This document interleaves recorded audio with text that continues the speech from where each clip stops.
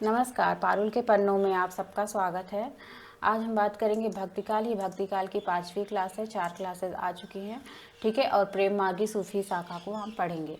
और इसके पहले भी प्रेम मार्गी सूफी शाखा की 4वीं क्लास थी, ठीक है। और जो भी कवि बचे हुए हैं उनको हम आज पढ़ेंगे। हम लोग जायसी तक पढ़ लिए थे, ठीक है। आज हम पढ़ेंगे चंदायन को। चंदायन का समय है 1379, ठीक है। तो ये रचना मुल्ला दाऊद का है। मुल्ला दाऊद की चंदायन माता प्रसाद गुप्त ने इसे लोर कहा या लोर कथा कहा, ठीक है। तो ऐसे भी क्वेश्चन आता है कि किसने चंदायन को लोर कहा या लोर कथा कहा, तो माता प्रसाद गुप्त ने, है ना। इसमें नायिका लोरिक है और चंदा नायक है।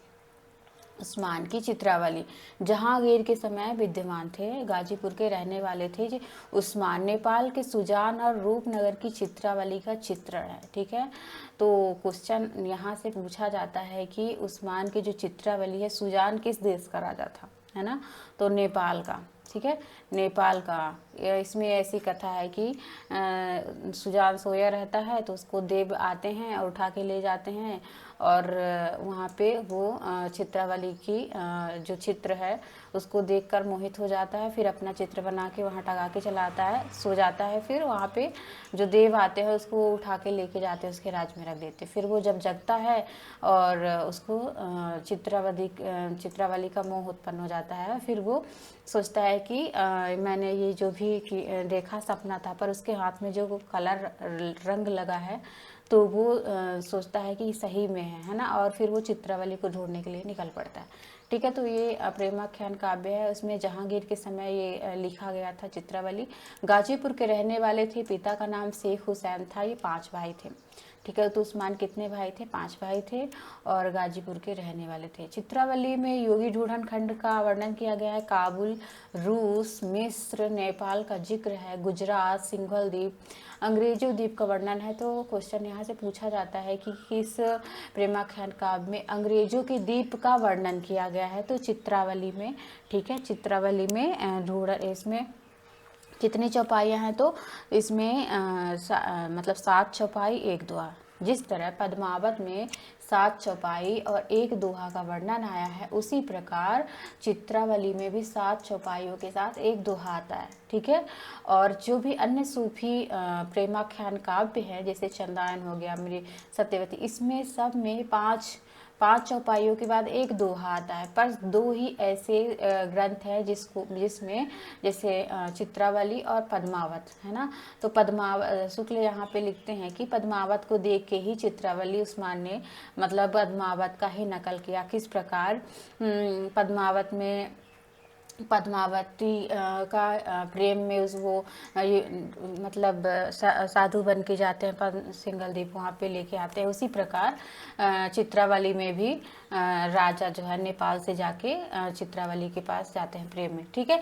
तो इसका मतलब शुक्ल लिखते हैं कि उसका नकल करके इन्होंने लिखा है उस्मान ने। तो इसमें भी 7 चौपाइयों के साथ 1 दोहा है। और अलग से जो प्रेमाख्यानक काव्य है जैसे चंदायन, मृगावती, इन सब में 5 चौपाइयों के साथ 1 दोहा है, ठीक है। ये क्वेश्चन आता है कि किसमें 5 चौपाइयों के साथ 1 दोहा है, तो सिर्फ आप 2 को याद रखेंगे, चित्रावली को और पद्मावत को। इसमें दो ऐसे ही ग्रंथ है जिसमें 7 चौपाइयाँ और 1 दोहे हैं। बाकी सब में आप नहीं याद करेंगे तो भी 5 चौपाई 1 दोहा, ठीक है।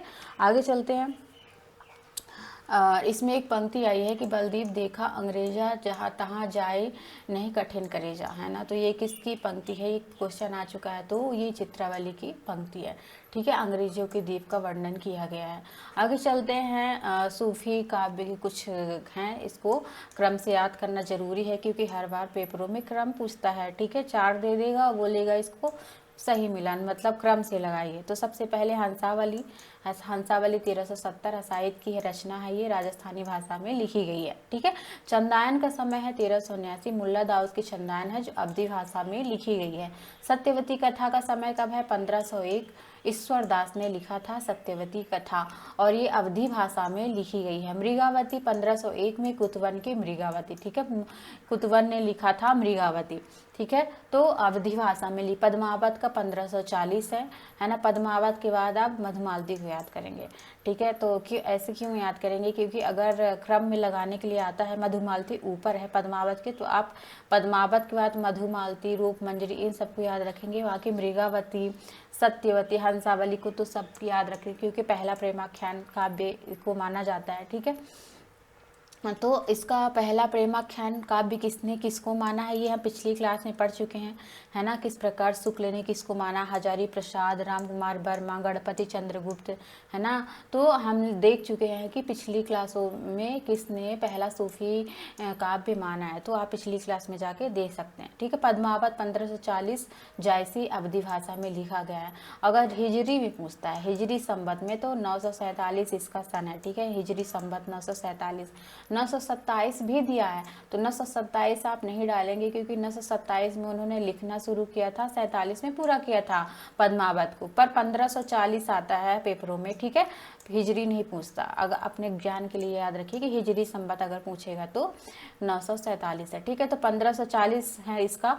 माधवानल काम कंदला 1547, मधुमालती 1545, रूप मंजरी 1568, है ना। तो मंझन की मधुमालती, मंझन मधुमालती 1545 अवधि भाषा में लिखा गया है। रूप मंजरी किसकी रचना है, नंददास की रूप मंजरी ब्रज भाषा में लिखी गई है रूप मंजरी, और 1568 इसका सन हमेशा पेपरों में पूछा जाता है कि नंददास की रचना कौन सी है, ठीक है।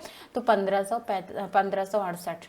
छिताई वार्ता नारायण दास का है 1590, राजस्थानी भाषा में लिखा गया है। चित्रावली उस्मान का 1613 उस्मान का अवधि भाषा में। रसरतन पुहकर कवि, है ना। पुहकर की रसरतन 1618, ज्ञानदीप 1619, शेख नवी, हंस जवाहिर 1731, इंद्रावती 1744, ठीक है। तो आपको अगर पेपर सही करना है कि आपका क्वेश्चन, तो आप इन चारों को यहीं से क्वेश्चन पूछता है, ठीक है, यहीं से क्वेश्चन पूछता है। इतना अगर आप याद कर लेंगे तो अगर रूप मंजरी या फिर हंस जवाहिर पूछता है, कुछ भी लास्ट वाला चित्रावली, है ना, हंस जवाहिर, ये तो अंतिम रचना है, पर स्टार्टिंग के आप अगर सन याद कर लेते हैं तो आपको मिलान करना आ जाएगा, ठीक है।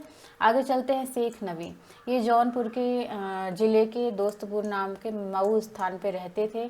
संवत 1676 जहांगीर के समय ये थे, है ना। तो शेख नवी ने क्या लिखा है, ज्ञान मतलब ये शेख नवी ज्ञानदीप संवत 1676, ठीक है। और ज्ञानदीप नाम का आख्यान काव्य लिखा, और इसमें ज्ञानदीप है और रानी देवजानी, ठीक है। तो शेख नवी का क्या है, ज्ञानदीप लिखा इन्होंने, और देवजानी की मतलब नायिका है, और ज्ञानदीप और देवजानी, ठीक है। शुक्ल क्या लिखते हैं कि ये प्रेम मार्गी सूफी कवियों की प्रचुरता यहाँ से समाप्त समझनी चाहिए।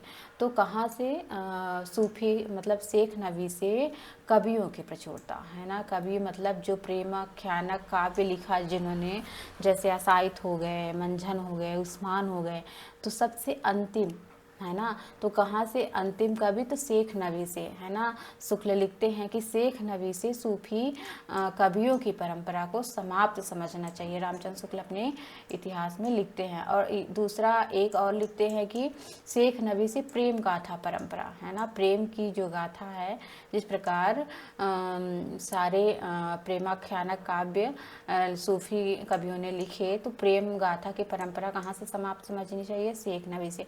दो चीज़ें आप याद करिए कि कवियों की और प्रेम की, है ना, कवियों की प्रेम की दो चीज़ों की अंतिम मतलब ग्रंथ समझना चाहिए तो शेख नवी से, ठीक है। शेख नवी के बारे में आप इतना याद रखेंगे कि यहीं से सूफी कवियों की, जो भी सूफी कवि हैं, तो अंतिम मतलब कवियों की प्रचुरता समझनी चाहिए, और प्रेम गाथा परंपरा, ठीक है। कासिम शाह के हंस जवाहिर, ये दरियाबाद बाराबंकी के रहने वाले थे, 1788 संवत। हंस जवाहिर नाम की कहानी लिखी कासिम शाह की, हंस जवाहिर, है ना, इन जिसे राजा हंस और रानी जवाहिर की कथा का चित्रण है। लिखते हैं शुक्ल की यह रचना निम्नकोट की है। इन्होंने जगह जगह जायसी की पदावली तक ली है, पौढ़ता नहीं, है ना, पौढ़ता नहीं। हंस जवाहिर के विषय में लिखते हैं। नूर मोहम्मद, ये दिल्ली के बादशाह मोहम्मद शाह के समय विद्यमान थे, है ना। तो ऐसा क्वेश्चन आता है कि नूर मोहम्मद किसके साथ समय थे, ठीक है, या किसके समकालीन थे, तो मोहम्मद शाह के। सवरहद नाम के स्थान पे रहने वाले थे। नूर मोहम्मद फारसी के अच्छे आलिम थे, मतलब फारसी में लिखते थे। इन्होंने इनकी काव्य भाषा का भी ज्ञान सब सूफी कवियों से अधिक था। तो नूर अगर पूछेगा कि किस सूफी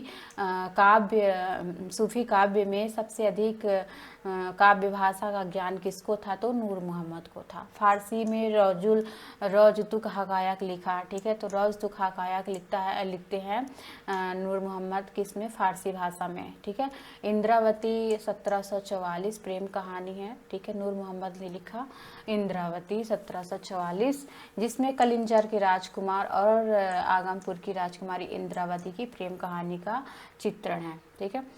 शुक्ल लिखते हैं कि यहीं से सूफी काव्य की अंतिम ग्रंथ, तो किसको अंतिम ग्रंथ माना है, इंद्रावती को, ठीक है। अंतिम ग्रंथ की बात हो रही है। अभी हमने कवि पढ़ा था कि प्रेम मार्गी कवियों की अंतिम, तो शेख नवी और प्रेम गाथा का अंतिम काव्य वहीं से समझना चाहिए, शेख नवी से, ठीक है। और इंद्रावती को हमने क्या पढ़ा, इंद्रावती तो ये सूफी अंतिम ग्रंथ, ठीक है। इंद्रावती अंतिम ग्रंथ है शुक्ल के अनुसार सूफी पद्धति का, और अनुराग बासुरी इन्हीं का ग्रंथ है, 1764 में इन्होंने लिखा था। अनुराग बासुरी के आरंभ में वो लिखते हैं, जानत है वह सृजनहारा, जो कछु है मन मरम हमारा, हम हिंदू मग में पावन राख्यो का, जो बहुत हिंदी भाखे। क्यों लिखा, क्योंकि ये मुस्लिम थे और हिंदी भाषा में लिखते थे, है ना। तो जो मुसलमान थे उन्होंने बोला कि आप हिंदी भाषा में लिख रहे हैं, आप हिंदू नहीं हैं।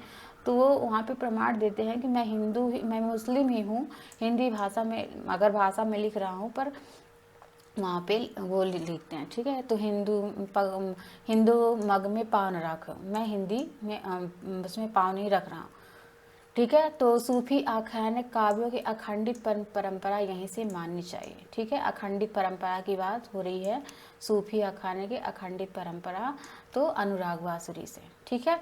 कुतुबन शेख नवी जो बुरहान थे, शेख बुरहान के शिष्य थे हुसैन शाह, ये समकालीन थे। तो जो कुतुबन हैं किसके समकालीन थे, हुसैन शाह के समकालीन थे, ठीक है। अगर पूछा जाएगा कि कुतुबन किसके समकालीन थे, हुसैन शाह और शेख बुरहान के ये शिष्य थे, ठीक है।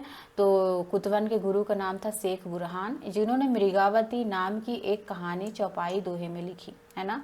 1501 में लिखा चंद्र नगर के राजा गणपति देव और राजकुमारी कंचनपुर के राजा रूप मुरारी की कन्या मृगावती की प्रेम कहानी है। जान कवि सर्वाधिक सूफी काव्य लिखे 78, है ना। तो एक जान कवि थे, जान कवि जिन्होंने 78 काव्य लिखे और 29 प्रेमाख्यान काव्य लिखे, ठीक है। तो ठीक है, यहाँ से सूफी काव्य परंपरा समाप्त हो जाती है। आगे क्लास में हम राम भक्ति शाखा पढ़ेंगे, जिसमें तुलसीदास, सभी को राम भक्त के जितने भी कवि हैं सबको हम पढ़ेंगे। उसके बाद कृष्ण भक्ति शाखा पढ़ेंगे, फिर भक्तिकाल का मतलब भक्तिकाल की क्लासेस ख़त्म हो जाएंगी। अगर आपको क्लास अच्छी लगती हो तो लाइक शेयर और सब्सक्राइब कीजिए। धन्यवाद।